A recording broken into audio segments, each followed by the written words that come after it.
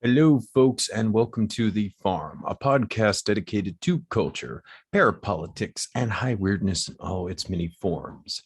This is your host, Recluse, aka Stephen Snyder, the longtime curator of the Visa blog and author of A Special Relationship, Trump, Epstein, and the Secret History of the Anglo-American Establishment. If you like what you hear here today, be sure to check me out at visupview.blogspot.com. That's visupview.blogspot.com. And procure a copy of that book and my other works at the Farm's official store, which is at thefarmpodcast.store. That is the Farm Podcast, all one word, .store. And please consider signing up for the Farm's Patreon. You get 2 additional full-length shows per month. That's between 3 and 4 hours of bonus material with exclusive guests and content. All right, returning on today's episode of The Farm is commentator S90. Those of you who've listened to John Brisson's We've Read the Documents are familiar with him, and he has been on here a time or two as well. Thank you so much for dropping by again today, sir. Oh, man, it's always a pleasure to be here with you. It's all right, all right, all right. All right. For today's show, S9 and I are going to explore one of the most talked about TV series of the past decade, the HBO crime drama True Detective. The first season was truly epic, being one of the finest efforts to ever grace the small screen. It premiered in 2013 and quickly took the nation by storm, but things kind of went off the rails a little bit after that. A rushed season 2 followed in 2015, and it received decidedly mixed reviews. The fate of the series hung in the balance for a while, and it wasn't until 2019 that we got season 3. And that was surely one of the most divisive, if not the most. We'll look at some of the things that went wrong over the course of the last 2 seasons while exploring the rich symbolism of season 1 and the hidden history that the franchise hints at. So here we go. All right, there's a lot inspired about the first season of True Detective. First and foremost is the casting. Leads Matthew Mcconaughey and Woody Harrelson have very synchronistic careers, especially the latter. So S90, can you give us a bit of background about these 2 gentlemen who not only starred in the first season, but have produced all 3 seasons thus far? Of course. So we'll start with Matthew McConaughey. His career actually began somewhat luckily. In 92, he was a student at the University of Texas, and he ran into the casting director, Don Phillips, at a hotel bar. The barman pointed him over and said, "Oh, that's a casting director right there." And he said, "I'm going to go up and talk to him." And he's lucky because Phillips was looking for low-cost local talent for Dazed and Confused, directed by Richard Linklater, who I'm sure many will remember as the director who famously included Alex Jones in a couple of his films. So Dazed and Confused was quite a popular film and has only become more popular as time gone on. And it quite literally made the career of almost a dozen actors, including McConaughey, who'd just gone to the bar to have a drink, but came away with a solid future. He received lavish praise for his role in the movie, and he's acted in a spread of titles, comedies, slashers, mysteries, crime dramas, winning his first award only 3 years later in 96. Now, of course, it was an MTV Movie Award, but hey, it was a start, right? He's worked with Robert Zemeckis. In 98, he worked with Linklater again on a bank-robbing crime drama. He worked with Ron Howard, another one of the kind of tippy top of the directing profession on Ed TV, which was released around the same time as The Truman Show. And interestingly enough, he was playing the character of Ed, and Woody Harrelson played Ed's brother, Ray. The film itself kind of bombed, and some of the reviewers allege it lost a bit of its thunder to The Truman Show, which was definitely a hard act to compete with. But it seemingly introduced Woody and McConaughey to each other, and they seem to work well together. In 2004, though, there was a episode of a TV show called The Art Show, and it would explore different aspects of Hollywood, different directors and whatnot. And there's an episode called Linklater, St. Richard of Austin. And it kind of just explored Linklater's career. And Woody and McConaughey were both involved for having worked with Richard. Oh, did I spoil it? Oops. Other people who were included in the St. Richard of Austin show were, Keanu Reeves, Alex Jones, many others. And so McConaughey and Woody would again work together later, just before True Detective, in the 2008 film Surfer Dude. And it was a comedy described as a wave-twisting tale of a soul-searching surfer experiencing an existential crisis, which kind of almost sounds like the beginning of Rust Cohle, don't you think? And just before they McConaughey worked with Linklater again in 2018 on a black comedy crime film called Bernie that I know very little about, never saw it. But it's interesting to see how much he worked with Linklater throughout his almost first 20 years of being an actor. But his career in comedies kind of seemed to fell to the back of his personal interest in 2014 when he began working on True Detective.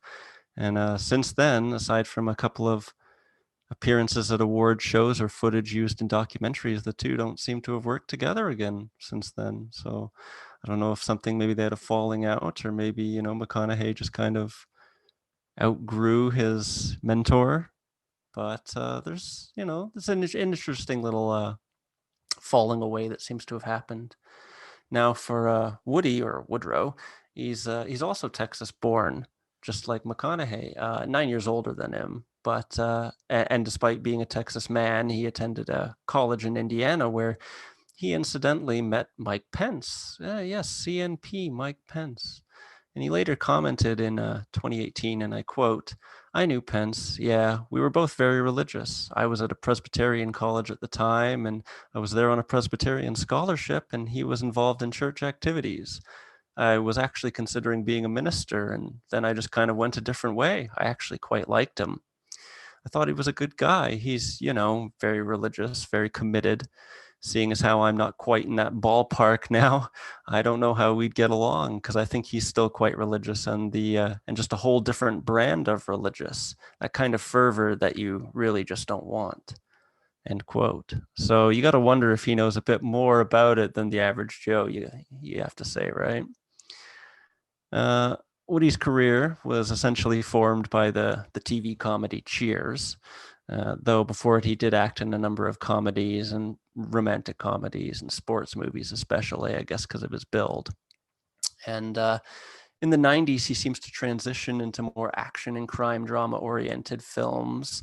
I think that comes with skill, I think as an actor's skills get up there, they can kind of work on these more action-oriented things that require a bit more of nuance. So in the 90s, he transitions into that, and he works with the likes of, Oliver Stone, working on combat, World War II movies, and a very poignant film that I'm sure the audience is familiar with, Wag the Dog, which I think may have influenced some of his later choices. In 99, he made a debut on the documentary scene with Grass by Canadian Ron Mann about the American war on drugs. And it was, Grass was always a bit more tolerated slightly north of the border, so it makes sense for it to have been a Canadian director.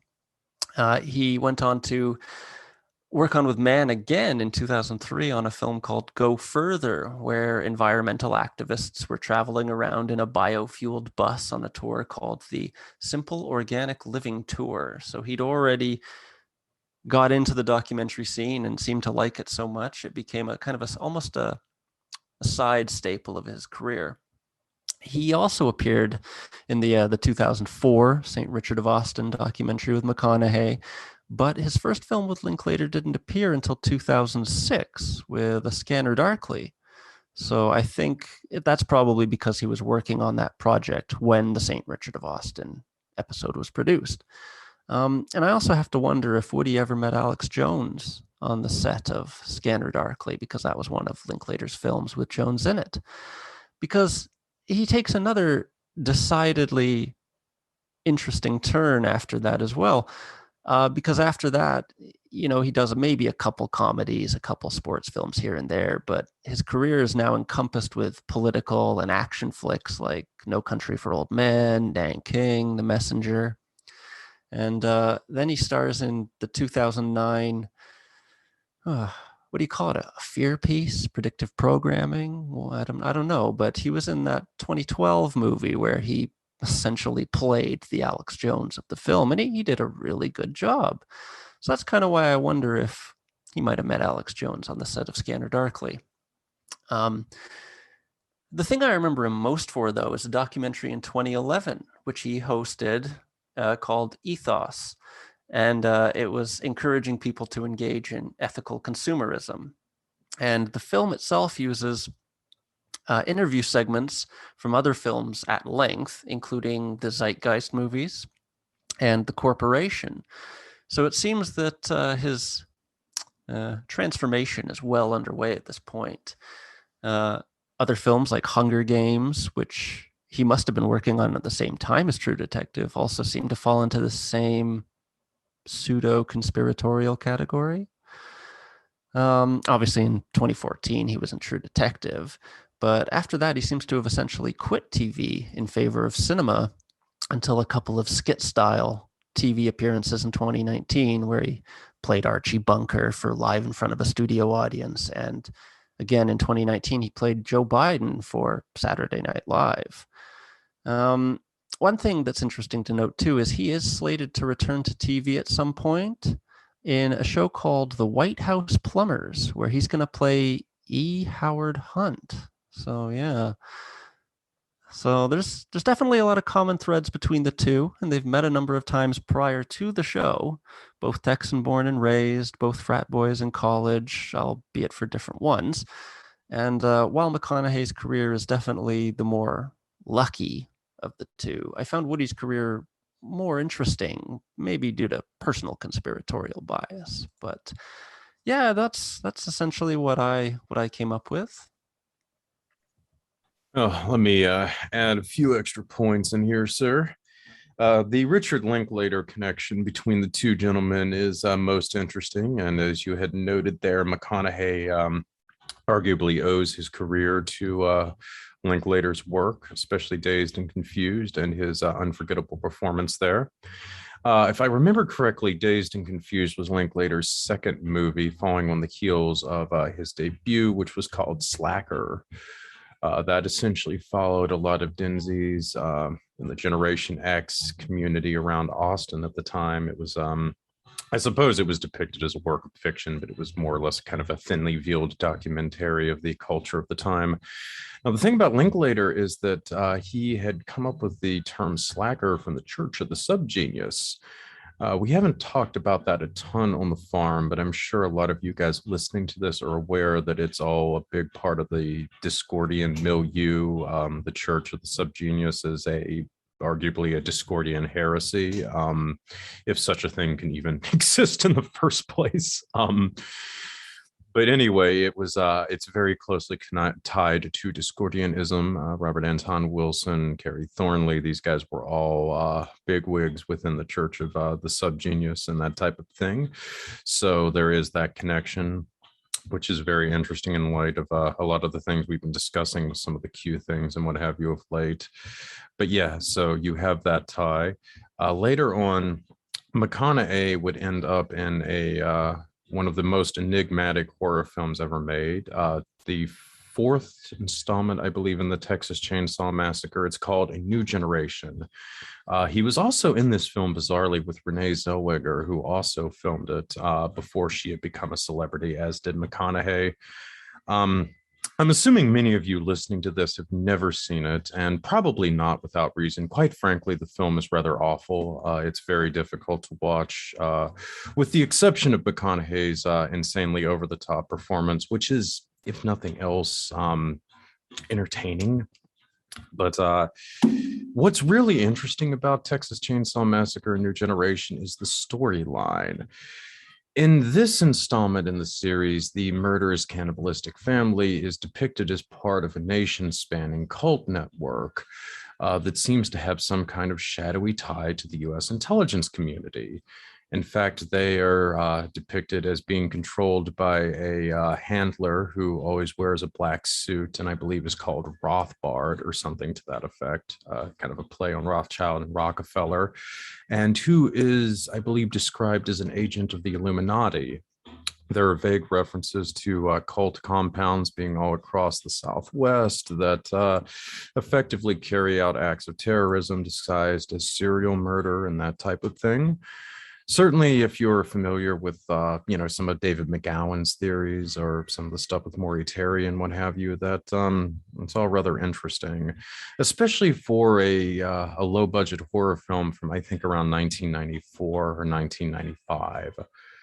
So it's really interesting that McConaughey ended up in a film with that plot line so early in his career. And this is, of course, coming after sort of crashing in with Dazed and Confused, helmed by Church of the Subgenius alumna Richard Linklater. So that brings us to Woody Harrelson. Yeah, there's a lot that could be said about good old Woody.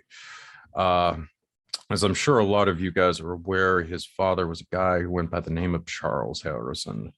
Charles Harrelson was a hitman for the Dixie Mafia, who was ultimately incarcerated for the assassination of Judge Maximum James Woods, I believe.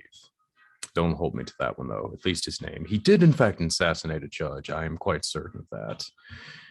Anyway, this guy is serving a life sentence. I believe he did die, though, a couple of years ago.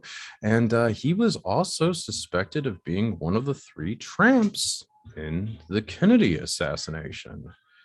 So there's also that. In the case of the judge that he did, in fact, assassinate, that was on behalf of Jimmy Chagra, who was a big cannabis dealer in the late 70s and who also had dealings with the infamous Company of Kentucky. So there's a lot of that kind of weirdness going about. If you've read any of my series on the company on Visop, you know that they also had ties to both Donald Trump and potentially also Hillary Clinton. It was a kind of organized crime syndicate comprised almost entirely of ex-military and law enforcement personnel. So that's actually quite interesting, and the fact he's going to be playing E. Howard Hunt soon. That's even more curious to me now.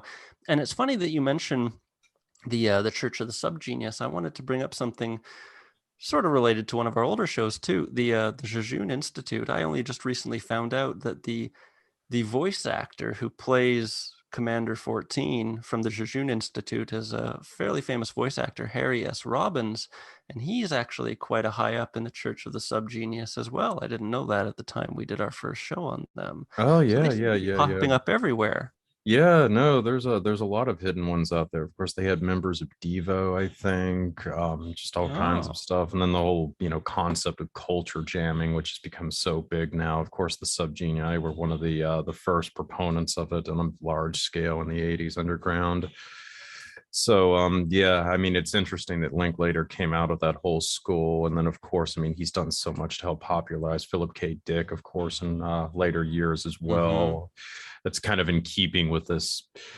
My friend likes to remind me that sort of odd merger of Discordianism and Gnosticism that began in the '80s counterculture. But we don't want to get too far off topic, though. No.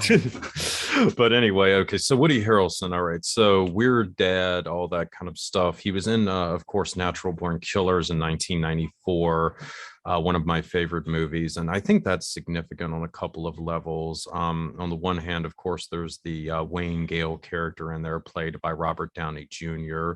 Wayne Gale was modeled upon a fellow named Stephen Dunleavy, who got his start with Rupert Murdoch's business empire. He was an Australian who Murdoch brought over to the United States during the 1980s. And he eventually, I believe, became the host of Hard Copy, if I'm not mistaken. He's certainly rather sensational. The Robert Downey Jr. character is pretty close, I would say, to what Dunleavy's life persona was like in real life. I'm bringing him up because Dunleavy was actually one of Murray Terry's original sources to the Son of Sam killings. In fact, I believe he was the guy who was originally getting Terry access to Son of Sam when Terry started doing work on that for the New York Post, which Rupert Murdoch owned during the late 1970s.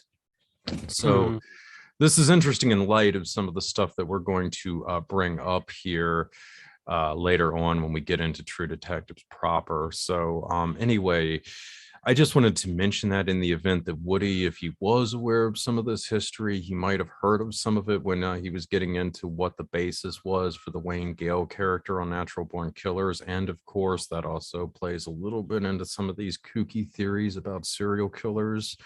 So who knows? Woody might have been interested in some of this stuff for much longer than we might have believed that he was. Anyway, the other interesting thing about Natural Born Killers is that brings him into the whole milieu of Oliver Stone. As I'm sure many of you are aware, Oliver Stone has been tremendous in promoting conspiracy culture throughout the latter half of the 20th century and within the 21st century. And it's not just him.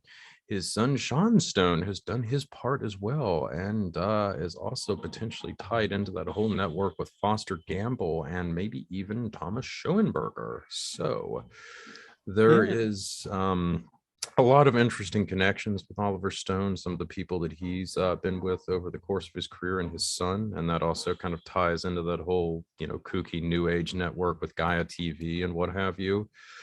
So Woody, he got into all of that pretty early in the game around 1994. And then later he does that wonderful movie, I believe from 96 that S90 just mentioned there, Wag the Dog, which turned out to be almost rather prophetic going into the 21st century with the Iraq invasion.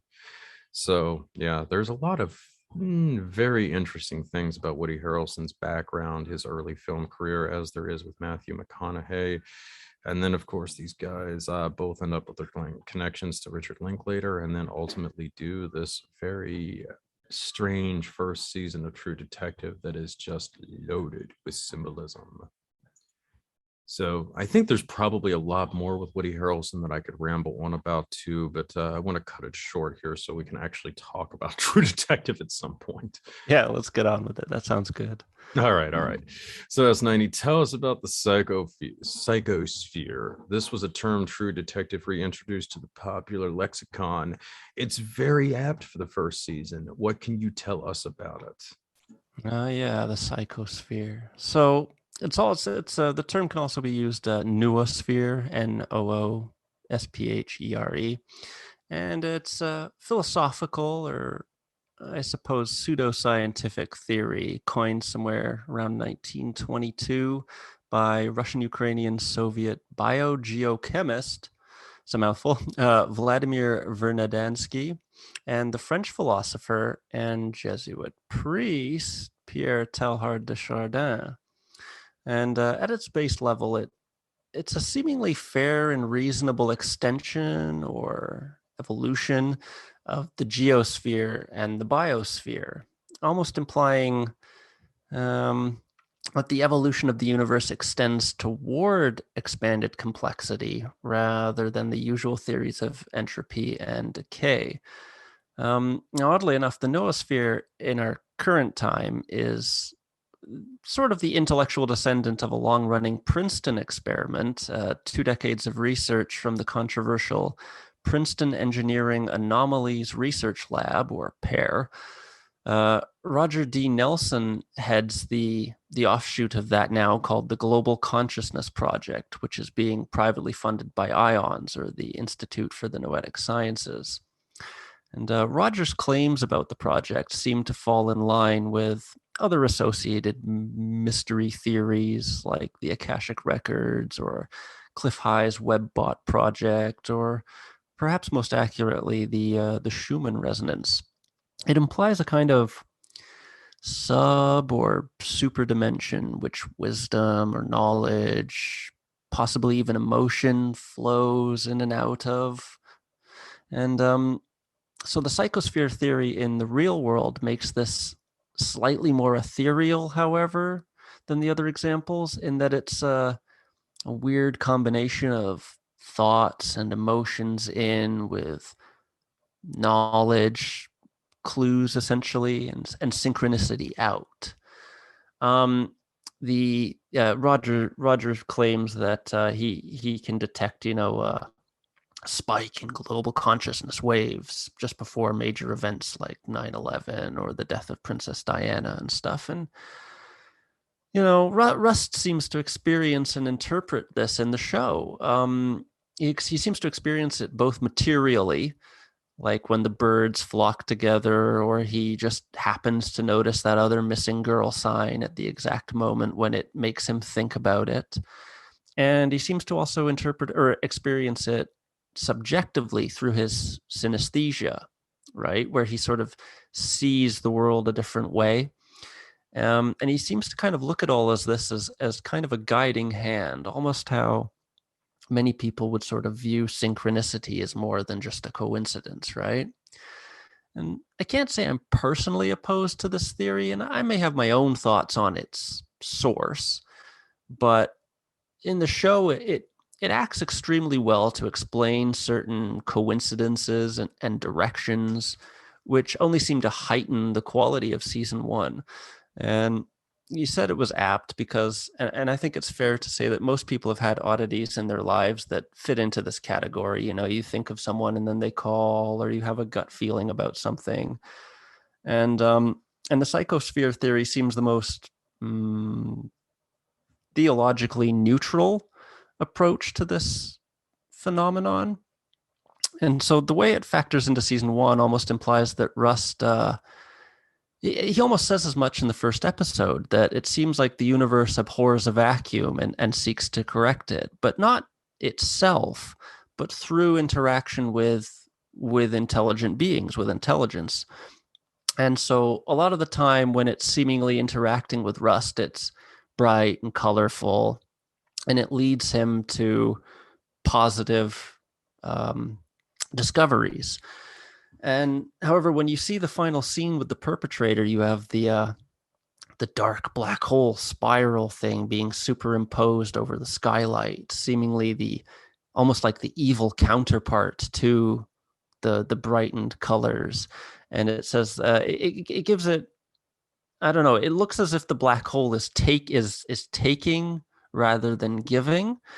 But yeah, it seems like it's a stand-in for what we would call synchronicity almost, but it's got, you know, a sort of a mysterious origin to it, just like in our world. And I think it plays well because in a lot of shows, sometimes you're sitting there and you're just sort of like, oh, well, isn't that a coincidence? Ha ha ha, right? But it takes that away, that sort of laughable coincidence, and it gives it a much more mysterious feel, don't you think?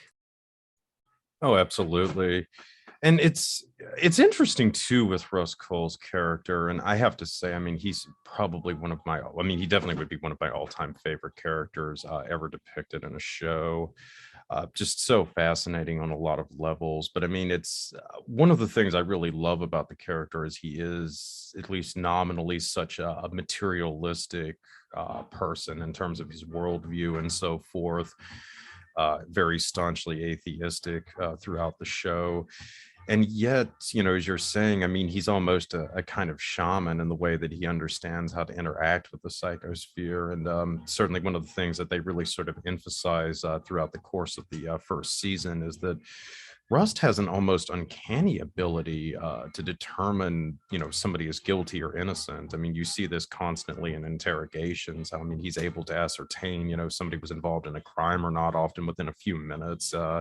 He even comments about that at some point when he's in their interrogation himself. But it's almost implied that it's like a psychic thing. I mean, I know there's the one moment where he encounters the killer when he's cutting grass at the high school or something like that in one of the earlier episodes, before he realizes who he is. And you can kind of tell Rust is getting just like this sense while he's standing there talking to him about some mundane subject that there's something off about the guy. And he may well have made the connection had Woody Harrelson's character not distracted him in a later moment. So Yeah. there is that sort of interesting thing about Rust where, I mean, on the one hand, he is this, you know, very much upholds this atheistic, materialistic worldview. Yet on the other hand, I mean, he almost seems to have supernatural powers at times. It's very fascinating. And one of the things that makes the character, you know, so remarkable in a lot of ways. It's also too interesting that you bring up the noonosphere. It's definitely a subject that I think we're probably going to be getting more and more about as time goes on.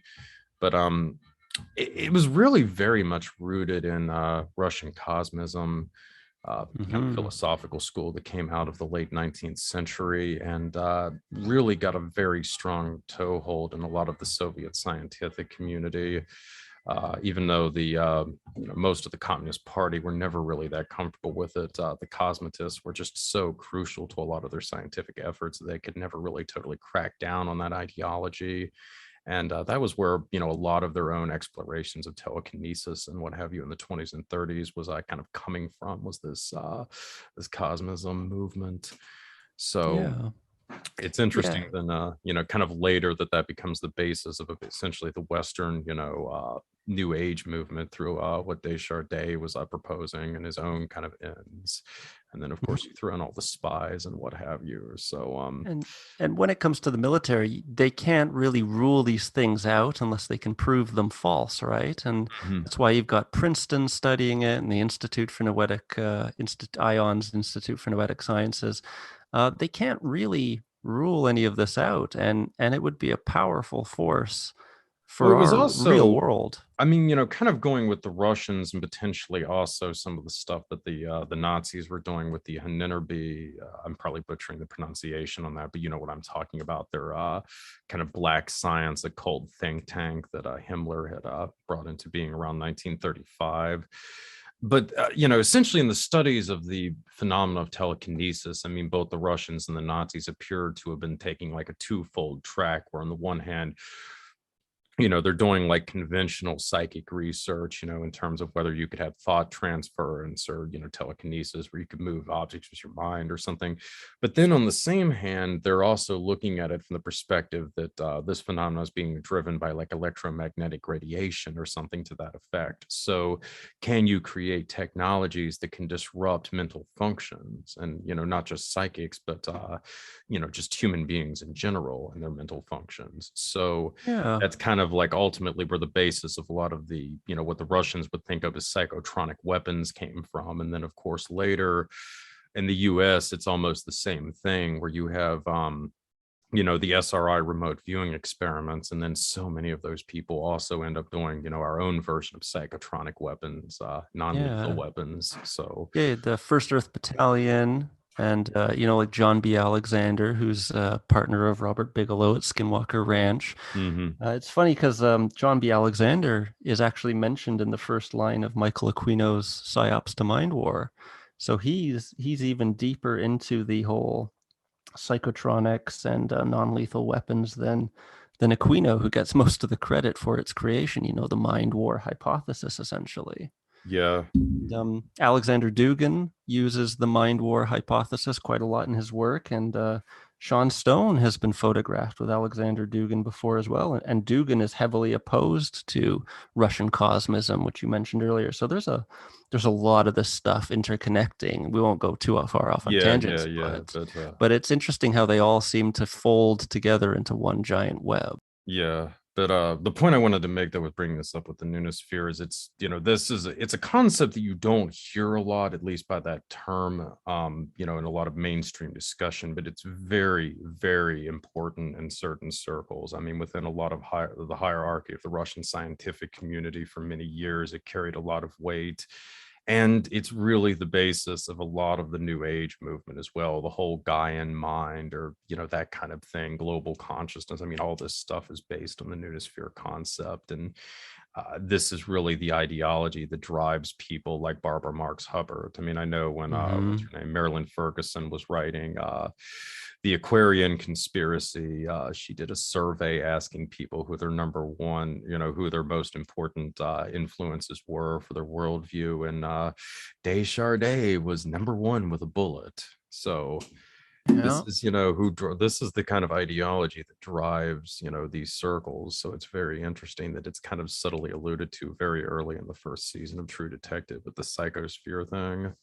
And it's a very good representation, a very accurate one, like how it's almost a vague superpower. It's not like the answer magically pops into his head, but the clues are there for him. And like I said, a lot of people in the audience have probably experienced a little bit of this at some point in their life or not, and there's something to it. There really is. But Oh yeah. And of course, we theorized too. Different personality types that can interact and understand this kind of phenomena. Well, Rust is an INTP. Oh, the Myers-Briggs Yeah, yeah. categories. Those of all the psychological categorizing, that definitely seems like the most accurate. And it's funnily enough, it's used by billion-dollar oil corporations to type its employees. They don't generally throw money around on nothing, do they? Yeah, absolutely. And again, we don't want to get too sidetracked, but John Brisson and No. I have theorized a lot that INTPs, INTJs, ENTJs, a few of the other of the, especially those with the TJ designations, I mean, are big and kind of interpreting some of this, weird kind of synchromystical type stuff, which is also Hmm. potentially why. Let's just say certain actors are also interested in those kinds of personalities for that reason. So, yeah, this is one of the reasons why the first season of True Detective is so good because I mean, there is so much depth and just everything, with the characters, with the symbolism. You can really tell that I mean, it took several years to put together this first season in terms of probably just researching all this and thinking through all of these illusions and so forth. Hmm. Oh, absolutely. It's the depth of its realism is incredible. And we'll get further into that, though. I have some questions about the director, the producer, whatever you want to call him, whether or not it did require tons of research. We'll see as we go on. All right, all right. Well, let's touch on some of the first season's symbolism. I mean, what stands out to you? What's up with everyone wearing the antlers, and what about the spirals? Oh yeah, the antlers. So the easiest, most simple explanation is to link it as fans and researchers did during the 2016s with its certain DC area restaurant, with those widely spread Rothschild gala photos from the late 1970s, I think. Anyway, it doesn't necessarily explain why these people seem to have a proclivity for this type of stuff, though. And as far as I see it, there's multiple plausibilities for this, and it could easily involve more than one of these reasons. As most things the elite often do, they never seem to do anything for a single outcome, but they acquire many outcomes with a single action. Um, and doing this itself offers a sort of a layer of protection, actually multiple layers of protection. Having many outcomes allows success if one part fails. For example, like a backup outcome, you can get both, or you could just get one, and either is considered a win. It can also work for plausible deniability, where you just sort of pick the least offensive reason for it to exist and try to explain it away. You could say, for example, they could say that, the masks are simply to provide anonymity to the guests, so everyone's treated equally. And while this is almost certainly true, it doesn't feel like that's the only reason for the obsession. And I'm almost sure that the audience is familiar with many sources, both real life and fiction, of the usage of the masks. So it's not necessarily just, it's just a conspiracy. No, there really is some interest there. But speculating on the reason behind it, we can come at the subject from many different angles. Psychologically speaking, it could be an exercise in shedding identity or adopting new ones, or even imparting fear, for example, in the staff or victims. Sociologically, it could have implications regarding hierarchy or status. In Eyes Wide Shut, the staff all had very plain masks, while the attendees had a variety of extremely ornate ones. All the while, the ringleader in red wore an exceptionally simple one, perhaps indicating a transcendence of said hierarchy. Um, and as most animal hunters will know, deer are quite often categorized by their points. Perhaps this is a factor too in some of the costume choices, involving a sort of hierarchy. Um, Culturally as well, the antler decorations would probably be less likely in a place with, a smaller or no deer population. But I would expect that the masks of various cultures and regions will fit the availability of decorations and the history of the locations. We see this play out often in fiction. The prominence of dragon or kabuki or oni masks, say, for the appropriate cultures and groups that they fit with. The masks and the decorations could also be equally as important theologically, relating back to ancient religions and cults that a lot of these modern movements draw their practices and inspirations from, spirit animals and whatnot. But most interesting to me is to look at from a biological ethics standpoint. And this is a bit of a sidetrack for a moment, but it'll come back around. In researching Michael Aquino for John Brisson of We Read the Documents, I came across some interesting commonalities. It appears that a lot of these people have a real affinity for animal rights. A great deal of animal rights groups have ties to questionable groups, such as the Process Church of the Final Judgment reorganizing into the Best Friends Animal Society. So it started when I was looking into Lilith Aquino, and without revealing too much, I came across photographs of her at a masked gala involving a wolf sanctuary. And I thought, oh, this is odd. It was literally the only results I was getting, and it was from 2016. And so after a great deal of digging, I located which wolf sanctuary in particular and confirmed the results.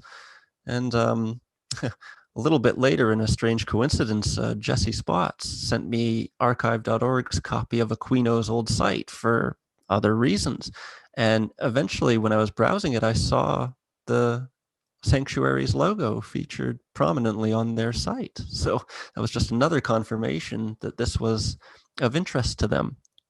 And I was reading a book, Energy Magic of the Vampire by Don Webb, and he testifies to being in close quarters, and likely a good friend of Lilith Aquino. And he comments about some of the turmoil in her life, keying in on a certain event where she realized that the spirit animal of the vampire is not the bat, but the wolf. And so I quote really quickly here from Don Webb, Energy Magic of the Vampire, page 5. Quote, however, amidst all the bliss in the chamber, I noticed Lilith Aquino did not look like she was having a good time. She looked overwhelmed. She had the energy level been too much. In the next few months, she had a spiritual crisis that we in the Temple of Set called the Fifth Degree. She became obsessed with animal consciousness, animal rights, shape-shifting, and above all, wolves. End quote. And another quote from page 164 here was, quote, Lilith's mind then developed the full notion that would become the Temple of Set's Order of the Vampire, wherein many of the ideas and techniques of this volume came into being. As the order developed the focus, the image of the vampire bat shifted to the wolf, and Lilith herself, never one for abstract experience, became active in wolf sanctuaries, getting to know, feed, and care for wolves, end quote. In another strange coincidence in this chain of research, perhaps Rust Cole would say it's the psychosphere. A few days later, after all of this, a Reddit post appeared called Network of Animal Humane Societies with 1950s CIA Origins. And the site it pointed to was a kind of mind map connecting various groups and shelters and SPCAs to a variety of questionable individuals. A lot of them had military origins as well. There was also an article called Left Hand Path Magic and Animal Rights by Kenneth Granholm. That's an interesting read. And so with all that in mind, that's why I think this kind of biotheological ethics angle might be the most interesting. Because if these people do indeed see themselves as some kind of avenging angels for nature against a sinful and greedy humanity, it might well explain the animal nature of a lot of these disguises, or, some of the code words that they use, animal code words, the names of operations in military history, myths of great beasts coming to wreak havoc on humanity, from giants to giant white whales, or even socially and ethically superior alien beings. Um, Almost all of the life on Earth is based on cannibalism of a sort, in that it revolves around the consumption of energy from one living being to another, plants and animals. Um, Perhaps this is some of the motivation behind the disguises. We know they're obsessed with ecology and environmentalism, and so it seems to fit quite well. It might also explain the use of antlers on the victims as well, sort of a transformation of their energy back to the biosphere, which these people seem to revere more than human life. Of course, I don't know. No one's ever walked up to me and explained it all, but I do like to deal in probabilities, and that one seems quite likely to me. Any thoughts on that? In terms of specifically the animal symbolism. Yeah, just why do you think that they're so obsessed with these kinds of disguises?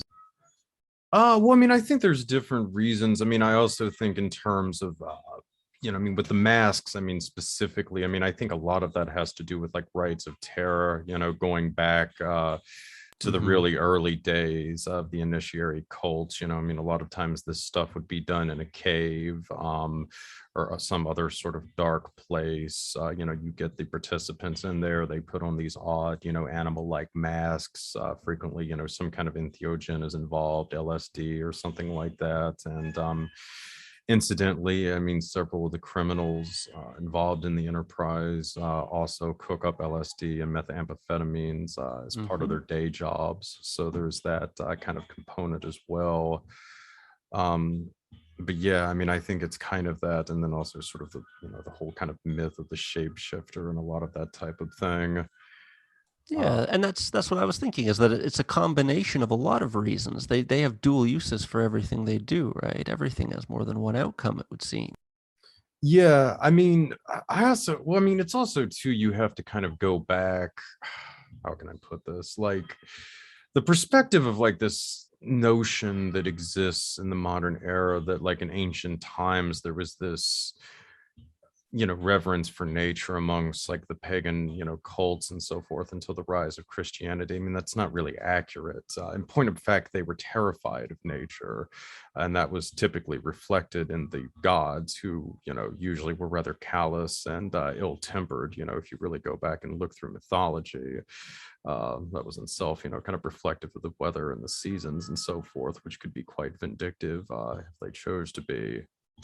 So yeah, Yeah. I mean, I think to some extent, I mean, some of the modern, ecological symbolism that, I mean, they try to use just doesn't really have a basis in antiquity. And I mean, honestly, I mean, I think a lot of the really higher initiates are probably aware of this kind of stuff as well.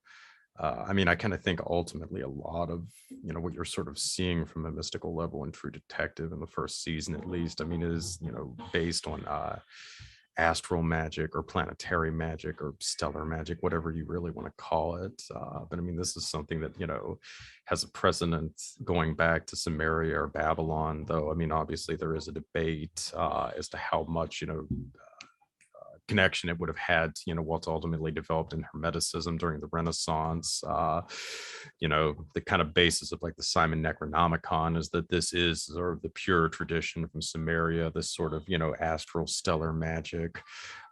Obviously, a lot of people would quibble with that, but I mean, certainly by the time of the Gnostics, around the first century AD in Alexandria and so forth, there was this kind of system like that, which is where you kind of get the Western tradition of the left and the right hand path, where on the one hand, you're trying to ascend up through the heavens to kind of re-achieve a union with the Godhead, so to speak.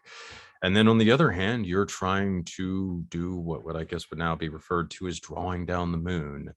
You're pulling down these stellar forces into yourself so that you can be possessed by them, so that you can gain material dominion over the earth. which seems to be the purpose of what's happening in the first season of True Detective. I I think that's agree. specifically what he's hinting at when he talks about accessing the infernal plane towards the end. Hmm. And I mean, I suppose in a sense, it's also, I mean, I guess a contrast between what Matthew McConaughey's character is doing and what the ultimate antagonist is doing. McConaughey, who, isn't a practitioner of magic, he seems to be doing all of this intuitively as though he were gifted to do so. I think is arguably ascending towards the Godhead so that he can see the universe in a more clearer form, whereas his antagonist to achieve power on earth is, I mean, pulling down all of these sinister forces, which is leading to just this debasement of himself and all of those around him.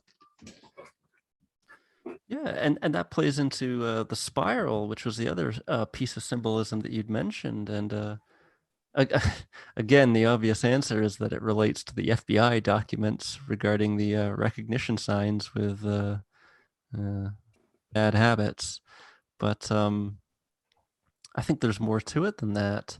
Like you said, it seems to be even the symbolism of the spiral at the end there itself was sort of, it was pulling down from the sky towards the ground, whereas a lot of Matthew McConaughey's sort of experiences were looking up to something occurring higher in the sky than he was, right? And Yeah. yeah. And it was interesting too. In a long time of looking at the conspiracy landscape, I ran into a concept that I've not necessarily been able to put to rest, but also not necessarily confirm.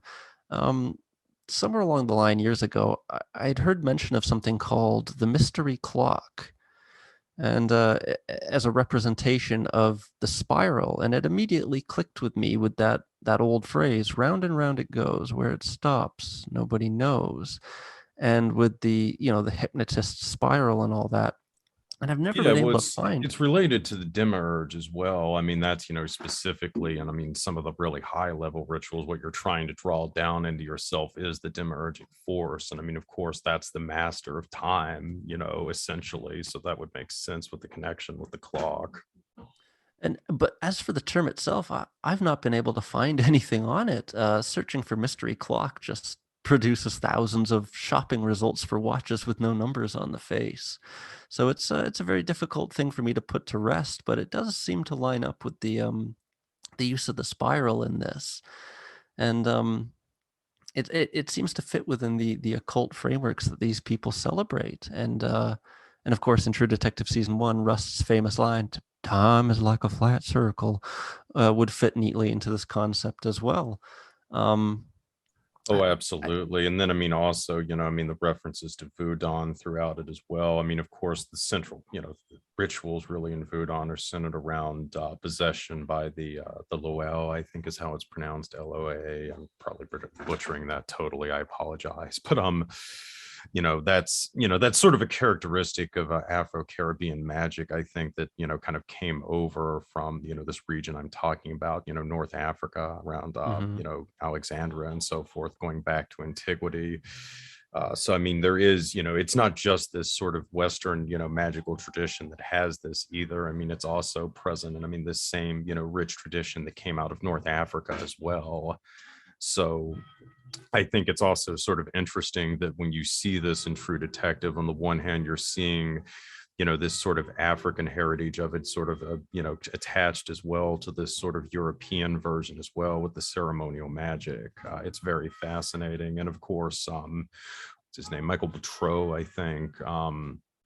The guy who wrote the Voodoo Gnostic Handbook, I mean, had essentially tried to do the same kind of synthesis with, the OTO and Martinism and, Thelmic magic and that type of thing, along with the traditions, from Voodoo and, there's other kinds of Afro-Caribbean magical traditions.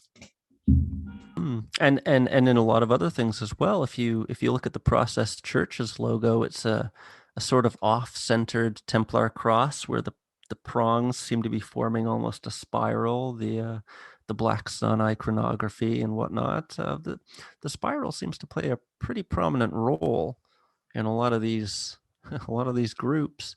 And so while it definitely seems to link to that FBI symbolism report, I mean, one for one, the symbol's a match.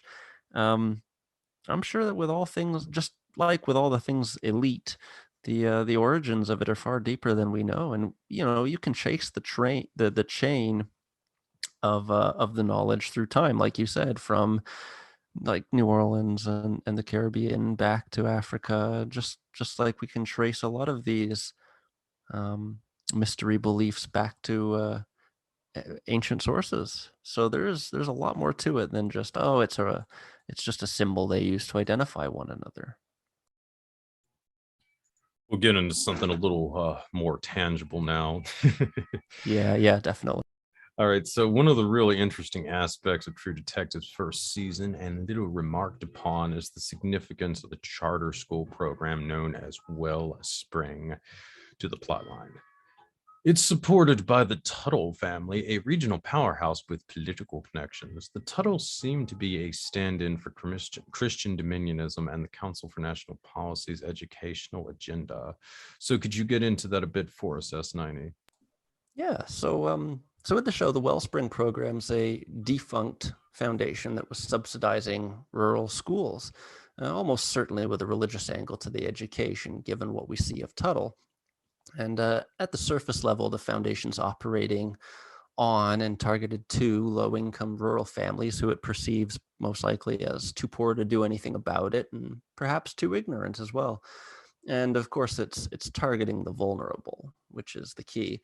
So in the show, the tent preacher explains, after being pressed by Rust, that the school has essentially covered up cases of abuse and uh, admitted to how he'd been intimidated into silence, which drove him to the tent and eventually to drinking, as it probably would to any normal person. In the sixth episode, when Rust confronts Tuttle under the guise of getting the employees' names of the program, he's really there to judge Tuttle himself, who turns over a little piece of information that, quote, when the state enacts the new school voucher program, he's going to reopen the Wellspring concept, unquote. So while moving on with after tragedy is admirable, the kind of copy and paste nature of Tuttle's plans for the new schools should and does concern Rust. And I think I can explain why. We often see this in our own world when something's exposed for what it truly is. The quote unquote they appear to hollow out the organization and move on to do the same things in a new group with a new name, same stuff, different day, basically, or in this case, different name. The way I say it is that it's most probable that they, the they that we all research, use organizations as a sort of almost a coin sorter, like the boxes with the layers with different sized holes and the different coins fall through and they all get sorted out. That's essentially how I see these various groups and organizations. They sort the applicants, leave them in the layer appropriate to what level they are deserving of, and take the best on to do bigger things. And when the organization's exposed, they take the worthy with them and they go on to do the same old tricks under a new guise, leaving the hollowed out organization to, draw public ire and waste researchers' time, frankly. So in the Wellspring case, Tuttle's simply following the formula, it seems, to me at least. The schools were obviously dual use. They would serve as religious training for new recruits to the bigger picture, secure employment for loyal followers, cover up, of course, which we've seen many times in recent memory with so-called internal investigation inside companies, which is something I find both extremely worrying and suspicious.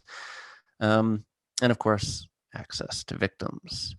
Everything these people do has multiple outcomes. And so, as it plays into the Council for National Policy and its primary goal of Christian dominionism, I think that the symbolism, the actor choices, even the sort of the dual use modus operandi of the scenes and characters all accurately portray the implied inspiration. This is essentially how they operate. They're not going to spend time going after already indoctrinated, say college students or atheistic adults. They want to get in at the root, right? To build lifelong followers, which are sources of income. And if you believe some of the writings associated with the secret rite, perhaps even soldiers for God. It's a pretty dark plan, but ultimately it has a legitimate basis in tactics and in our world as well, current events. Even the setting they chose is apt for the plot being enacted. The director is very clearly knowledgeable about all this stuff. And as I said earlier, the only question I have is how? Did he spend years researching this, or did he, maybe find out about this stuff personally or through a friend who told him stories? I don't know. So, yeah. All right. So most of the first season of True Detective is set around the Gulf states. When considering inspirations for the cold hinted at in season one, the Hand of Death really stands out. Serial killer Henry Lee Lucas alleged that the outfit received paramilitary training and was active throughout the Gulf in arms and drug trafficking as well as contract killings. And this certainly seems a lot like the group being depicted in the first season of True Detective. The town of Beaumont, Texas even shows up at a crucial point in the first season, and Lucas himself claimed that this was the base of operation for the Hand of Death. So what's your take, S90?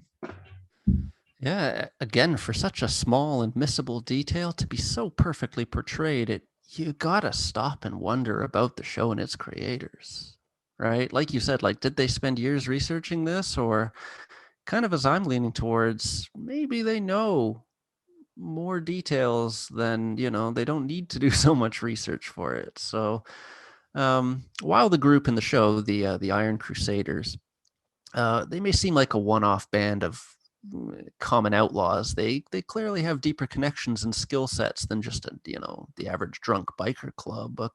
They're acquiring uniforms and intel, and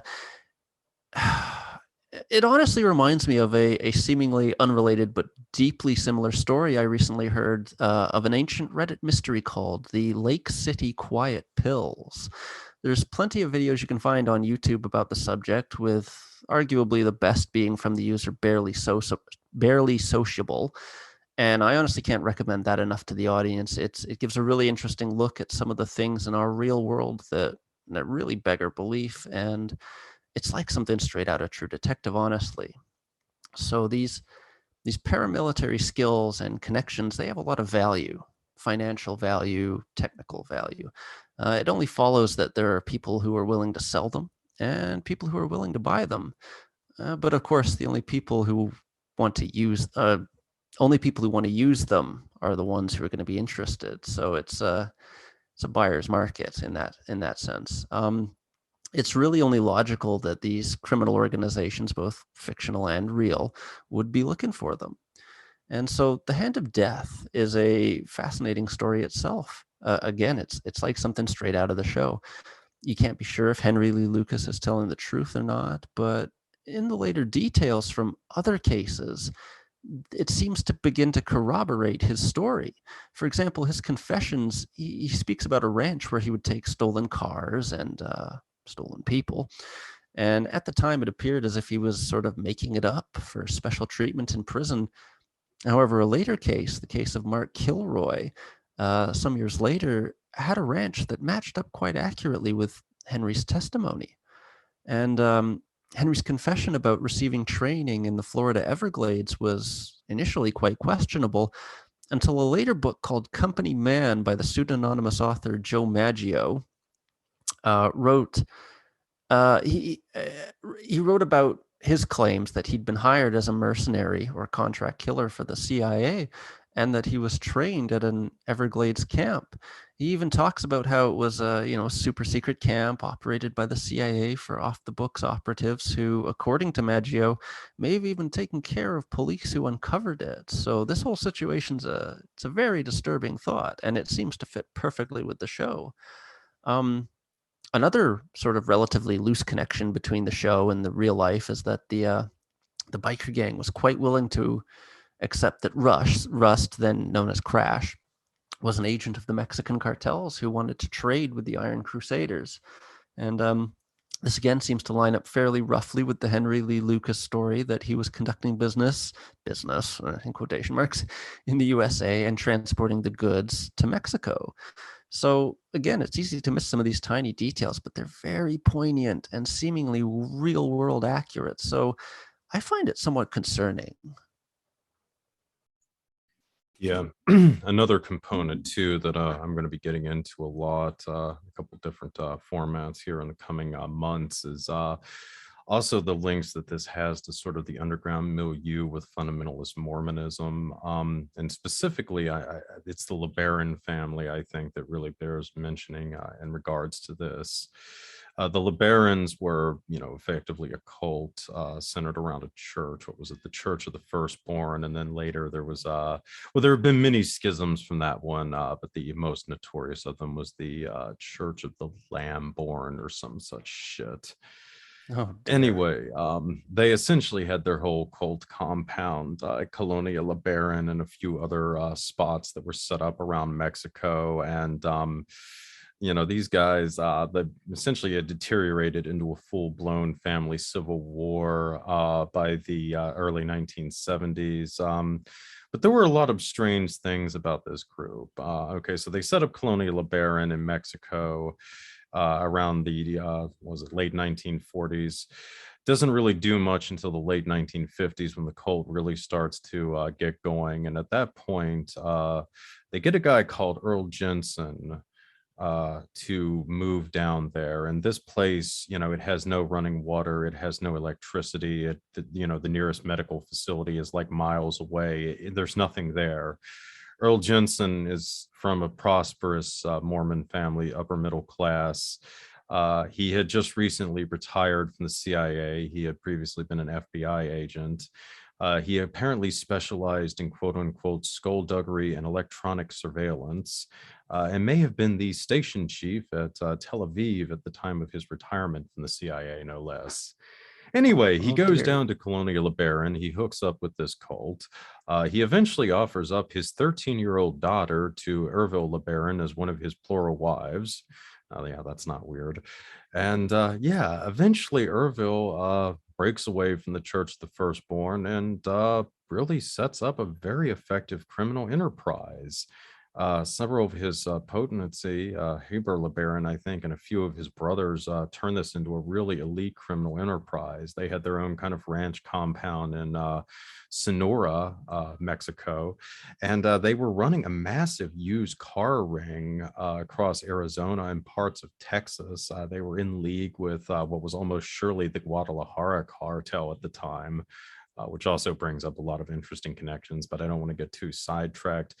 But again, you have this same, kind of setup, this isolated ranch that's being overseen by a cult. It's in league with, a Mexican drug cartel. It's like running back and forth between the border of the US and Mexico.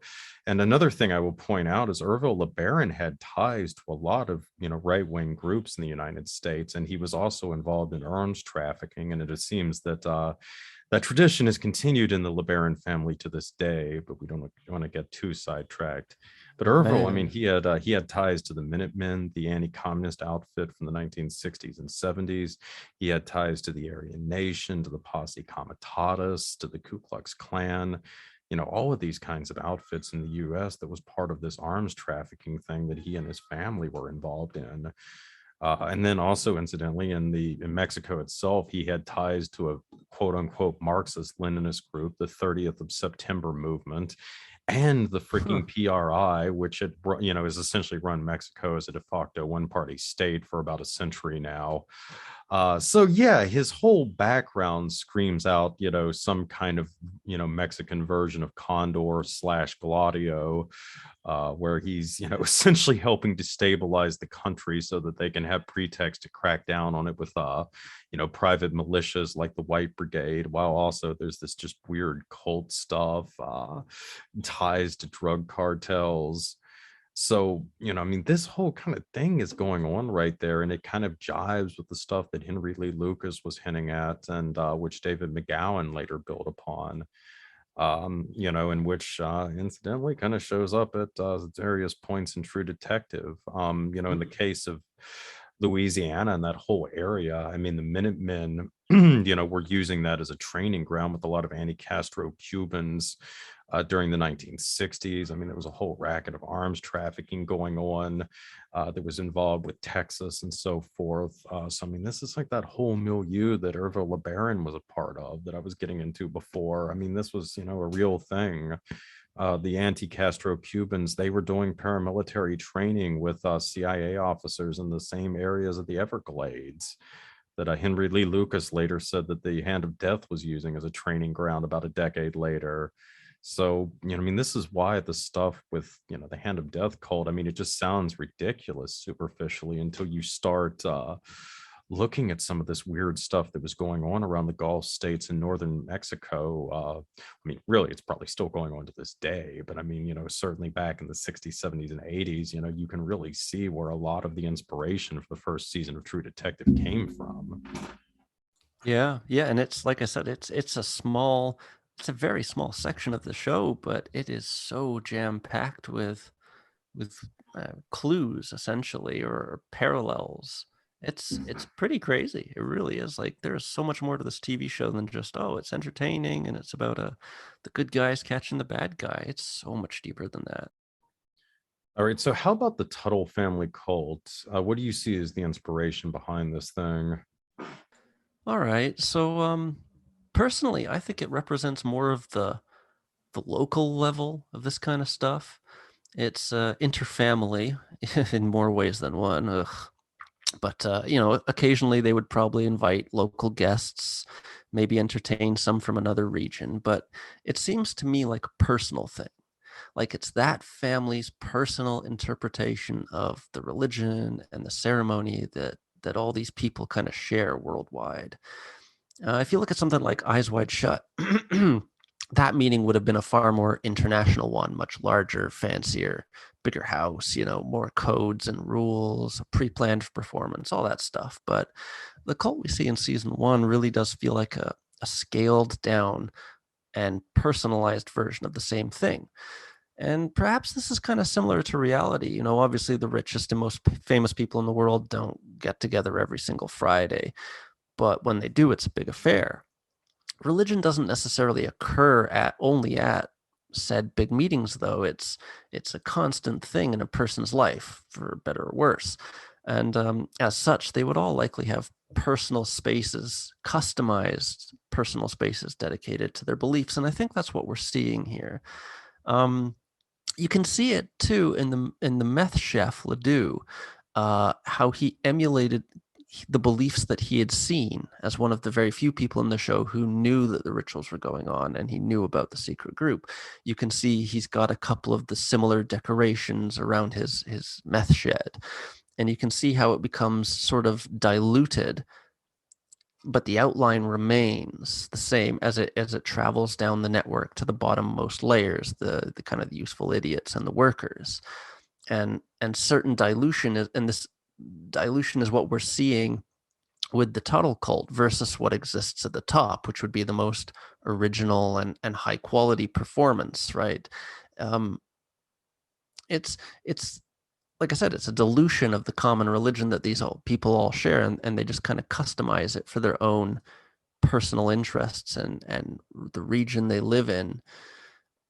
But the core is still there.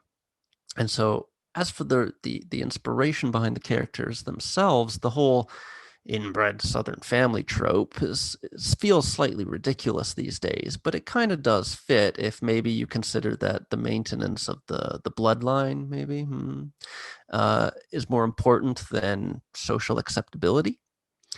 I get really big John Charles Hagee or Jerry Falwell Sr. vibes from the family patriarch.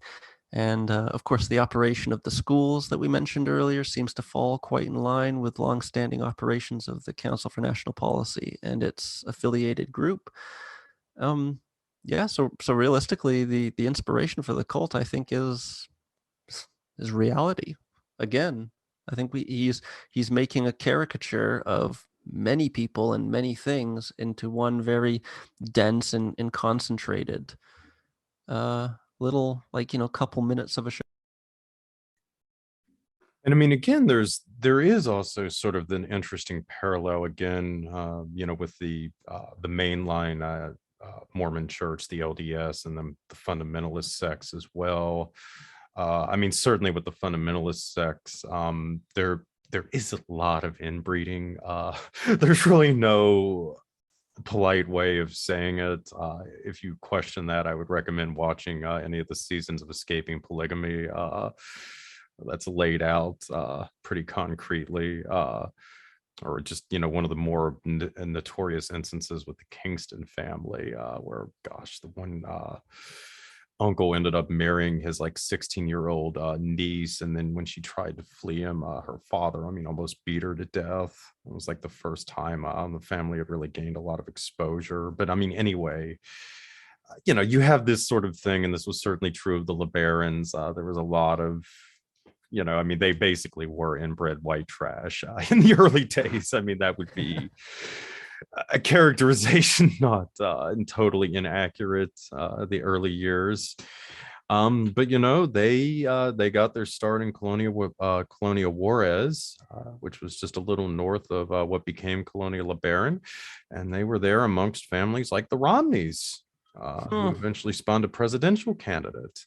These really upstanding, well-to-do Mormon families who didn't believe in any of that weird shit that the fundamentalist sects were into, just the normal weird shit that the LDS believes in. Just like Tuttle pretends to be, his upstanding gentleman, right? And it reminds me too. The X-Files had an episode of that too. The inbred family. So it's kind of like, you got these, kind of really, clean cut, wholesome ones, and then, but they're right there next to these other kind of kooky guys with their inbreeding, and maybe the family's married a couple of times, but it's totally different. But yeah, it's one of these things that seems ridiculous, but when you actually start looking into actual history, you start to notice how a lot of this stuff is a lot closer to life than you would imagine. Yeah, I really do think it's the preservation of the bloodline is important to these people. There's almost no denying it at this point. Yeah, that's big. And the LDS, and certainly I think you see that. And a lot of these other sects, many of them are just obsessed with this kind of thing. And genealogy, and their genealogy reveals themselves quite accurately as well. You trace back the genealogy of some of these people, you can find some very interesting ancestors to these people. Absolutely. Well, to wrap up with the first season, let's get into Russ' final confrontation with Childress. So what about Childress's infernal plane and ascension? What's your take on that? Yeah, so that's definitely an exciting and satisfying ending. Sacrifice made for justice served. It's nail biting. You almost lose one or both of the heroes. It was just, outside of all the conspiratorial stuff, it was really well done. But so at the beginning of the conflict, you had the primal, animalistic, Neolithic type decorations in the labyrinth, and I do mean labyrinth. Because there seems to have been only one direction in which to progress through the structure. Everything else was either barred up with natural overgrowth, the original building itself, like iron bars on the windows, or Childress's tangle of wooden barricades guiding Rust to the end point. Except for in the very first room Rust enters, which had a convenient exit to his left that he obviously didn't choose to take, but it's sort of like the last stop, right? The last gas station on the right. But so the difference between a labyrinth and a maze is that a maze has multiple dead ends and side passages, making it a mystery to solve, whereas a labyrinth has only one path from the start to the end. And it's fundamentally used as a meditative or transformative pathway. So it's a very good usage for the ending here. The mystery was already solved. All that was left was the final journey to confront the killer. And so the complex, which is described as an old pirate fort, was a great setting for this. It mixed the old and the new, the primal and the man-made, similar to the forces it alludes to being behind all of this. While it's undeniably some kind of deeper natural evil that seems to drive Childress, it's still the hands of a human behind the crimes. So as Rust moves through the labyrinth, he's taunted constantly by the killer, who often calls him Little Priest, almost implying that Childress is aware of the nature of the conflict between him and those who would wish to stop him. And this level of analysis is not usually indicative necessarily of someone who's crazy, despite what we may reflexively believe about this. But it seems like he's more cogent and self-aware than we initially will give him credit for. He even seems to expound on why he does these things. He says, "Oh, what they did to me, I'll do to the sons and daughters of man." And later he says, "Witnesses to my journey," in reference to his victims, which we begin to see littering the wooden barricades and the decoration, almost like alcoves in a crypt. The mention of the journey, of course, goes back to the whole nature of the labyrinthine construction of the site. I have to imagine that his journey is, as you said, sort of an ascension to the infernal plane. However, most people, ascension means sort of like an upward movement, which is why it's easy to sort of mistake him as simply insane or an idiot. But if we consider that any realm outside of this material world is something of a higher purpose, be it good or evil, a place beyond, then his phrasing of it as ascension is not necessarily incorrect. And he does appear to be somewhat well read, despite being, a little bit. I think it reveals a well thought out sense of purpose in him beyond simply hurting people because he was hurt, right? He's clearly motivated by something beyond. And he says, "Come die with me, little priest," which is again either an abundance of self-awareness or an indication that perhaps he believes he's maybe close to his desired ascension. He seems to be under no illusions regarding his actions or how the world would view him for them. And he comments on how he is not ashamed, again, indicating kind of a higher motivation to his actions, since there's no room for doubt in his beliefs. Just like in Rust, there's no doubt to Rust that he believes he must stop this man. So when Rust finally enters the altar room, he has a vision in the circular hole in the ceiling, the swirling vortex of dark energy with dull, dirty light coming from its center, sort of like you said, bringing the Godhead down to the altar room. And it's hard to tell if it's intended as his synesthesia again, or if it's genuine vision, because he's had a lifetime of seeing things that way, and his look of shock stops him straight in his tracks. And so, he not only that, he's a police officer. He's seen a lot of bad things in his life through his synesthete eyes. And so either this is, the most evil he's ever seen, or maybe maybe it is kind of a genuine energy that pervades areas used for dark intentions. I think this is left up to the viewer, making the scene all the more powerful, and it certainly left a lasting impression on me. I also think it's vague enough to be interpreted many ways by people of different beliefs, as kind of the idea that evil is something most sensible people are able to agree on. So after Rust and Woody luckily finish him off, or Marty, sorry, is the character name. They both take some extremely dire wounds, and the police arrive, and they use a flare to light up the forest around the area. And they see the flare shoot through the circular opening, which is almost kind of a symbolism in its own. It appears like a comet shining light through the kind of grim hole of death, which that itself has plenty of interpretations and mythology behind it. We don't need to delve too deeply into that box of stories, but the symbolism's pretty clear. So, and with regards to the ending, I know it's not necessarily related to the infernal plane question, but the hospital symbolism stood out to me too. The obvious Christ-like look Rust has as he lays there hearing that, quote, "the relation of the killer to the Tuttle family is debunked" on the news, and his kind of defeated look plays into his later conversation with Marty that sort of cements this. He comments on how we didn't get them all, and Marty replies, "Yeah, we're not gonna. That's not what kind of world this is, but we got ours." And Rust seems kind of affected by this because he comments, "I shouldn't be here," implying that he sort of assumed he would die in order to take them all down, which is, again, kind of almost a Christ-like comparison, right? Sacrificing yourself to get rid of all the evil. And, admittedly, it's for selfish reasons. He kind of wanted to go to where his loved ones were, and he didn't want to suffer anymore, but in order to stop the bad guys. But it may be a little depressing, maybe a little morbid, but it's honorable nonetheless. And at the right at the end, when they're discussing the stars, Marty's words of "but we got ours" combine well with Rust's later comment about the sky. Rust says, "Light versus dark. Once there was only dark, and you ask me, the light's winning." And it kind of makes me think that perhaps in our world, it's like if there is some force of good in our world, it could easily be acting through individuals, making almost one-for-one trades to defeat the darkness. And I think the ending is actually much deeper and more hopeful and realistic than a lot of people might think. It was amazing. It was a great season. It was a great ending. What can I say, man? It set the bar so high that nothing else was able to live up to it.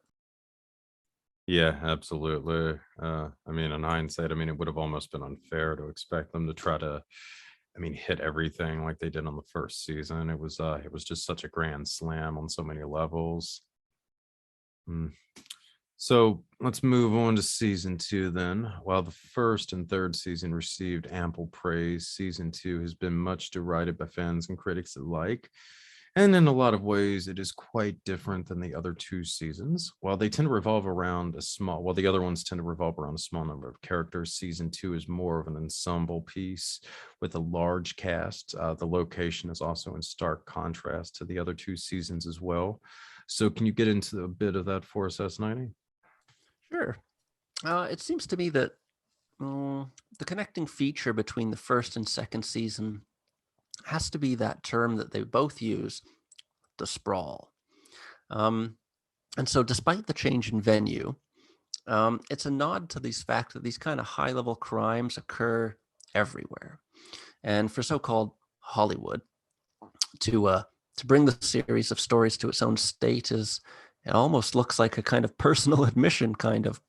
The hyper complexity and the far less cerebral but far more twisted and confusing nature of the plot for season 2, that's probably what put off a lot of the reviewers and the fans. I had to watch it a few times in my life to really understand what was going on. It was convoluted. It really was. And while season 1 really cut to the bone for a lot of watchers, and it pulled no punches, there was no uncertainty as to what was going on. It almost seems to me like the muddy plot for season 2 was almost a kind of bragging that a more sophisticated class of criminal with higher motivations than simply diddling for the dark powers kind of exists in these urban centers. And I think that they wanted to portray that this stuff happens everywhere. It's not just something that happens in the deep swamp,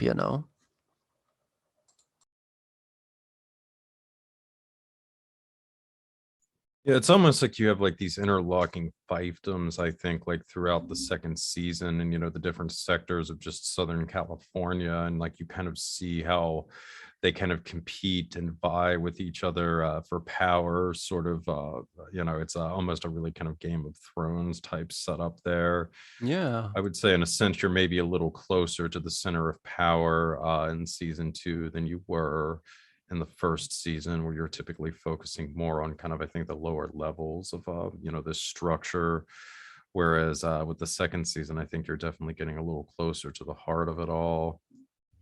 Definitely. And that's a very good comparison, the Game of Thrones thing. It's sort of like if you would compare, like, again, like we'll just use Game of Thrones as an example. If you kind of compare what sort of plot would occur in King's Landing, is far grander in scope and far more well funded and far more well thought out than something that would happen out in the forest somewhere in the north, say. Yeah, right. So the complexity of the criminals definitely, like, it has a purpose to it, and I really think that they're trying to portray that kind of higher level crime, but it's still got its same roots. And that goes back to sort of, this is, like I said, the Tuttle cult was kind of a diluted version of their beliefs.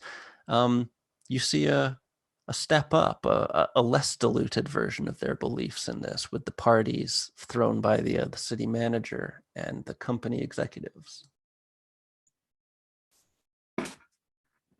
All right, so in season 2, the Rachel McAdams character, it's revealed that she was raised in a cult, one of which several other figures turn up in as the season that are one of which several other figures who turn up in the season are linked to. So you get a bit into the intersection that this cult appears to have with organized crime, local politics, private military companies, and law enforcement. Yeah. So in season 2, McAdams' father says that he says it quite well, that these kind of communities or retreats they're an intersection for many people traveling in many directions. They're like meeting grounds, right? Sort of like Esalen or conference centers, things like that. And the father seems sincere in his love for his daughter and is disgust at the Manson-esque figure who abducted her as a child. But in keeping with the cult leader role, which he seemingly denies, maybe doesn't like, he certainly has a good memory for those people that he's met. And from what the show gives us, he seems to have tried to spend time getting to know each person individually, compiling an internal list of his psychological assessments of them. So it really does seem like a very accurate portrayal of the archetypal fringe group leader. And we already know that California is a hotbed for this type of stuff, right?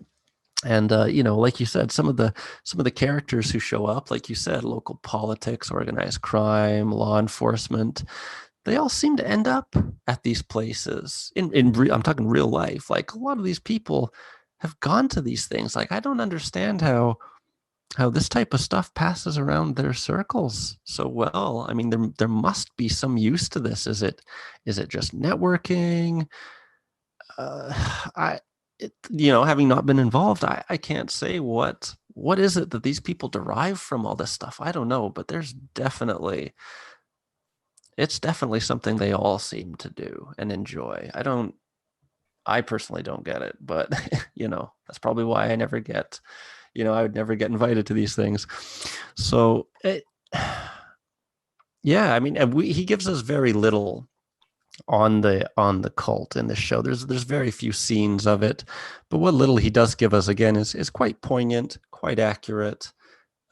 He represents the cult leader well. He represents the types of people that attend these things well. Again, he seems to know quite a bit about all this stuff, doesn't he? Oh, absolutely. Yeah, I mean, it's just so interesting. I mean, especially how subtle a lot of this is depicted in the second season as well. Now, there's been a lot of speculation that this particular cult was modeled upon the Process Church of the Final Judgment. So what's your take, S90? Oh, there's the Process Church again, huh? Funny how that keeps coming up, eh? Oh, yeah. So aside from the group being kind of essentially a new religious movement with a kind of neo-Gnostic theology, there's some deeper similarities between the two. There's the disconnect from urban society that seems essential to all these cults, real and fictional. A kind of reconnection with nature, maybe, which isn't necessarily bad, but it can also serve to protect the group from too many prying eyes. Bit of hiding in the woods. So both appear to be kind of a mishmash of pre-existing theologies. In the case of the Process, they were a mix of Scientology and psychology, which does appear to be a similar approach to the cult in the show. Most cults need to employ some kind of psychology to manage their members, though, like you see it in Aum Shinrikyo and other cults. So this is not simply a direct parallel, but it's an apt interpretation of cults in general. Some cults prefer to offer outrageous claims, ascension, superpowers, and whatnot, to lure in susceptible minds. But it seems that the one in the show, as with the Process Church, what little we see of it in the show, it doesn't appear to be relying on these kind of things. When we do see it in the show, it seems sort of benign and down to earth, maybe in quotations. That might honestly be more dangerous than the alternative, which can be easily dismissed, right?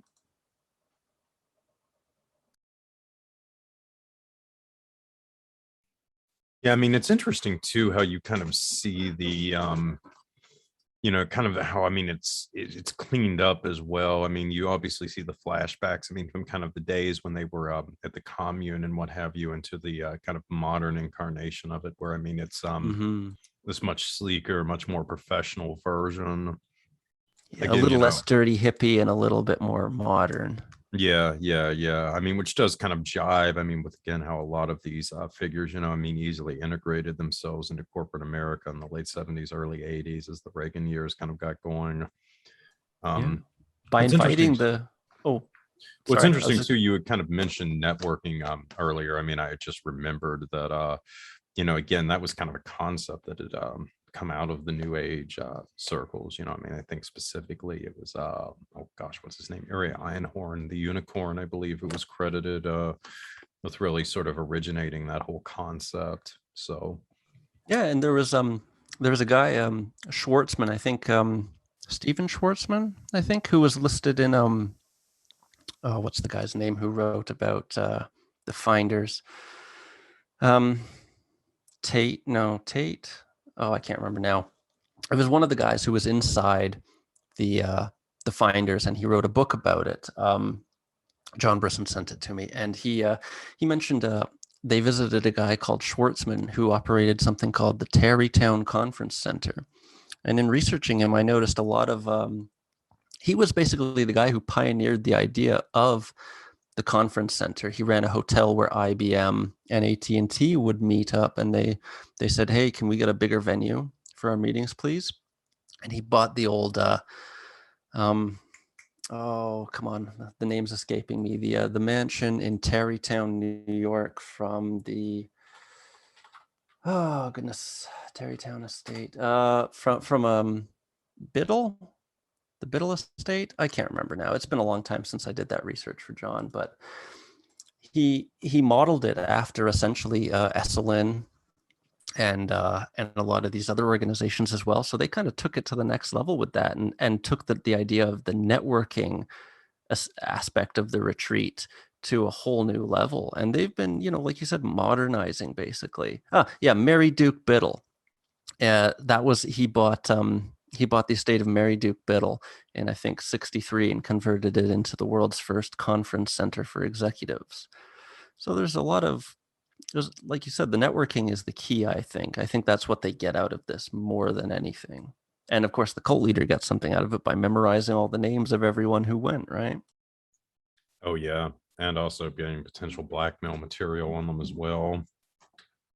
But yeah, the finders, I think, are Absolutely. another, kind of interesting parallel that you could draw as well to the cult depicted in the second season, and maybe to some extent S2, Warner Einhorn, I believe his name is whatever, but Einhorn, I always get that confused, but yeah, I mean, you can definitely see some very interesting parallels to some of these groups that came out of that whole milieu in the 60s and 70s here.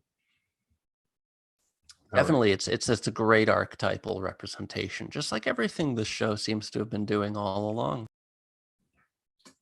So, as I'm sure many of my listeners are aware, there has been speculation for years of an underground network involved in drugs, arms, and sex trafficking and operating through a cultic milieu. Southern California and the Gulf states are both seen as crucial hubs of this network. S90, is it your sense that this is what Nick Pizzolatto, I believe, was mining when he put together the first two seasons? Oh, I definitely agree with that. Yeah. The only question, again, I have to ask is his stunningly accurate production of these stories, does it reveal a personal experience or just a research interest? Basically, I'm just wondering, has he been to things like this? Has he heard stories from people who were? Or is it just simply something he studies? Because the quality belies more than just simple blind luck. I'm pretty sure at this point it's fairly obvious no one gets anywhere in Hollywood without the prerequisite connections, talents, or willpower. And so the mere fact that he was allowed to make this is something we also have to consider quite thoroughly. All the characters and actions seem to fit perfectly with the settings. There's seemingly not a thing that stands out as almost like, like anachronistic or out of place or whatever. And the show was literally the standard go-to for the ping pong investigation event of March 2016, for meme templates to almost outright training and inspiration for some of the quote unquote investigators.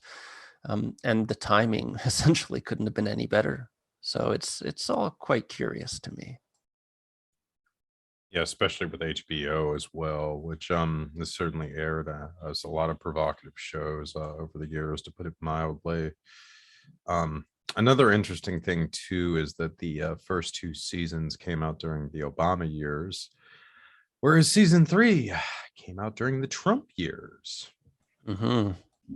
So brings us into the final question here. Season 3. For critics, it restored a true detective to grace after the convoluted second season. But for a lot of diehard fans who saw something truly unique taking shape, season 3 registered as a brutal betrayal. Largely aping the Southern Gothic of the first season, its purpose seems to have been to tear down the mythos carefully constructed over the first 2 seasons. S90, is that how you read it? 100%. I remember watching each episode each week, and somewhere around the middle of the series, I started getting a gut feeling that this was going to be a rug pull. It was borrowing heavily from current events. It lacked the clear indication of a crime having occurred like the other seasons, so much that I started to think, oh, they're going to pitch a softball on us. They're going to give us a surprise ending. And the whole thing felt like it was shot in a 2 square mile radius on an extremely low budget. And that was another red flag to me. It felt mass produced, cheaply made, So I had to ask myself, why? And the inclusion of the Cole and Hart case from season 1 felt contrived and too much like nostalgia bait, which was, rumors were going around that the characters themselves would reappear. And those were going around on the internet in the lead up to the season and through the first half. And it ended up just being a giant red herring, which felt almost insulting and gave me a sense of, it made me think that the show runners knew they were on a back foot with this, and they sort of tried to add in, like I said, this red herring, this nostalgia bait, just to get the numbers up. Similar nostalgia bait was Hayes' partner essentially being a Woody Harrelson lookalike. The multiple timelines, the fact that Hayes and his partner became, frenemies. The tension of the deposition officers knowing more than the investigator. The straw dolls acting as a stand-in for the weird wind chime, tree decorations from season 1. To me, it seemed like as much of a copy-paste as Star Wars 7 was to A New Hope. Just like 1 for 1 almost, right? And of course, then you had the current events bait. You had the documentary crew, looked to me kind of like an upscaled and more well-dressed sort of 4chan operation. The implications of it were that researchers can be wrong, that authoritative sources are not always correct. And while this is true sometimes, it feels like it was done disingenuously and with ulterior motive. And in that same vein, the kicker, of course, was that the plot was essentially, and again, not without some premise, but the plot was essentially that not every seemingly connected thing is connected. Coincidence does exist. But the season was trying to portray that almost any belief in coincidence is tantamount to mental illness.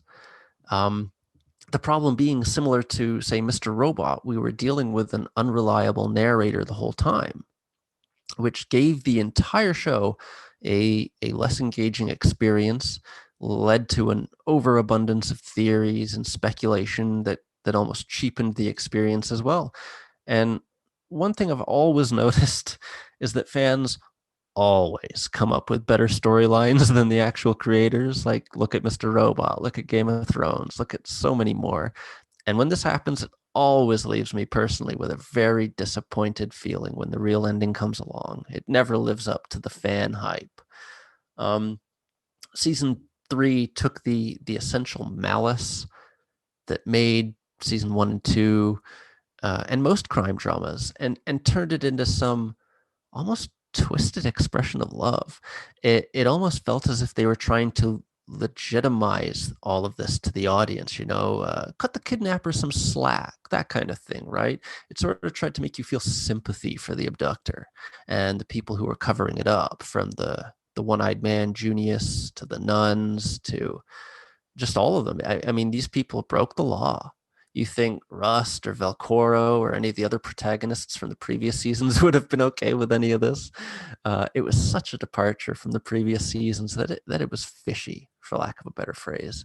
Heck, the road that Julie lives on at the end is Allegra Lane, which translates to joyful or merry, sort of implying that some things are best left alone in spite of criminal activity.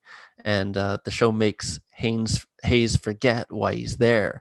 And he doesn't confront her about any of this stuff and kind of lets her pain stay in the past, right? And so it seems like a sweet ending to a normal viewer and a huge letdown to those who are expecting any kind of insightful closure or justice. And the recurring theme of the season is sort of everything must come to an end. It almost feels like a bit of a meta-narrative about the show itself and about current events rather than fitting cleanly into the season. And that was my previous commendation for the other seasons, was that everything fit perfectly. And this season, there were so many loose ends regarding certain deaths, actions people took, motivations, and the ending seemingly, while the ending seemingly forgives it, it displays a lack of neatness that characterized the other two. And this one was filled with eyebrow-raising references that seemed directed at the audience itself, and again at current events as well, because this came in the wake of the ping pong things that happened in 2016, whereas the other seasons came before. So honestly, at the conclusion of season 3, I just threw the TV remote on the table and pretty much disconnected my service because I'd finally had enough. It was like it was constructed simply to debunk current events, which is a far cry from what the other two seasons existed for. Season 3 was, I mean, I was pretty disgusted by it, frankly, in that regard. It felt like a blatant attempt at sucking in the widest possible audience who would give it lavish praise beforehand and recommend it to others, only to try and, I guess, de-radicalize anyone who watched it. And, I'm sure it did to a small minority of people who saw it, but the vast majority were either comfortable in their pre-established beliefs regarding this stuff, or, as I was, kind of angered at the flippance and seeming disrespect it offers to the subject matter. Yeah, that's my take on season 3. Not impressed. Yeah, I mean, it especially seemed like just a systematic deconstruction of the first season, which was so widely loved. I mean, obviously almost blatantly copying the formula of it, but I mean a totally different take on everything, like you say. I mean, whereas the first season, it's kind of driven by the whole psychosphere concept and the notion that there are these synchronicities, whereas the third season, it tries to basically say it really is all just a coincidence. It's mental illness and drugs and that kind of thing that's bringing about people believing in this kind of stuff. I mean, no sane person really goes in for this type of stuff. Right, it's all in your head, and you need psychological help, is what they were basically telling the audience. Yeah, I mean, it's so interesting. I mean, obviously, as I said before, there was a 4-year gap between the second and third season. The third season came out in the midst of the Trump era. We're obviously at that point, conspiracy theories have become, just no go totally on the left. It certainly makes you wonder, what went on with Nick Pizzola, I believe. I'm sorry if I'm butchering that. I mean, what went on behind the scenes with the third season. I believe it's since been announced that he has departed from the show, but HBO is considering going on with new Yeah. showrunners or something to that effect. Yeah. So I've heard rumors of that too, but there's nothing concrete out there yet. yeah. I mean, it's just it's really interesting. I mean, it does seem like we'll never know. I mean, if the network brought pressure on him to come back and do, a hatchet job, to totally debunk, the first two seasons, and then basically sink the series. Yeah, because it was essentially it was a tool. It was being used by quote unquote the enemies of the network, right? And it was feeding into something that they didn't want. In the end, it became not a show, but it became a vehicle to comment on current events. Unfortunately, Yeah. And it's very sad. I mean, I know I was revisiting a series that I had written on the first season, I think back in 2015 or something like that, a little before the second season came out. And yes, I mean, I had such high hopes for it. It really seemed like possibly, we were getting another Twin Peaks or another Carnival or something like oh, that. if only. Sadly, I mean, wow, the second season I have come to appreciate quite a bit over the years Hmm. upon multiple rewatches, as have you.